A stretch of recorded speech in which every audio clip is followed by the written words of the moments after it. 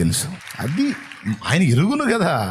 21 రోజు కాదు, ఇంకా 14 రోజులైనా సరే కూర్చుంటాడు. మొండోడు మామూలుడు కాదు.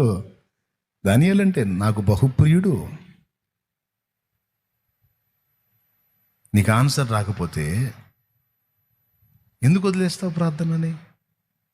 అలాగే చెప్తున్నాను, అన్ని విషయాల కోసం ప్రార్థన చేయటం ఉంది, ఒకే అంశం కోసం పోరాటం కూడా. అది దేవుని ముందు పెట్టి ఆ ఒకే విషయాన్ని సాధించేంత వరకు పట్టు వదలక ప్రార్థన. నీ పిల్లలది కానీ, నీ ఫ్యామిలీ ఏది, నీ ప్రయత్నాలు కానీ, తమ్ముడు నీది ఏదైనా సరే రోజు గోజాడు. విసుగు పుట్టాలి ఏసైకి. రోజు నాకు తెలియదు దాని సంగతి తేల్చని కూర్చో. ఖచ్చితంగా నీకు అటో ఇటో తేల్చకపోతే అప్పుడు అడుగు. ఆయన ఉన్నవాడు, ఆయన సజీవుడు, ప్రార్థనకు జవాబు ఇచ్చేవాడు. ఖచ్చితంగా తెలుస్తాడు.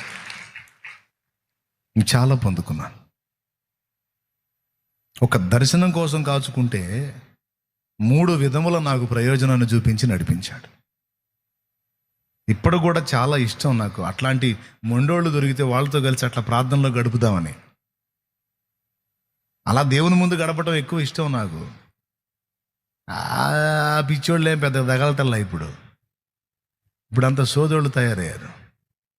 అంత పైపైన భక్తి. దేవుని ముందు అలా కనిపెట్టుకుందాం, అలా కాచుకుందాం, కొద్ది రోజులు అలా ప్రార్థనలో గడుపుదాం, వస్తావా అని అడిగేవాళ్ళేరి. ప్రతి ఒక్కడి జేబులో ఒకటి ఉండగా అదే పిచ్చి మత్తెక్కినట్టు ఎక్కింది అందరికీ.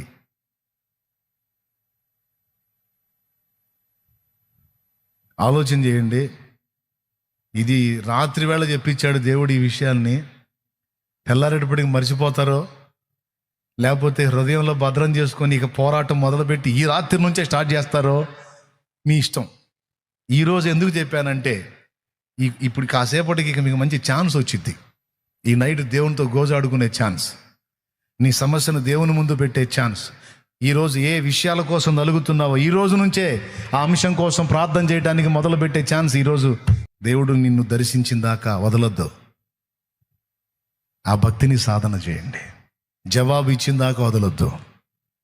నా ప్రభు అనాలా, నా కుమారి నీ విశ్వాసం గొప్పదిరా తల్లి అనాలా. నా కుమారుడా నీ విశ్వాసం గొప్పది అనిపించుకుందామా? అలా సిద్ధపడదామా? చాలు, ఇక పెద్ద మ్యాటర్ ఏం అవసరం. కృప మనకు తోడై ఉండును గాక.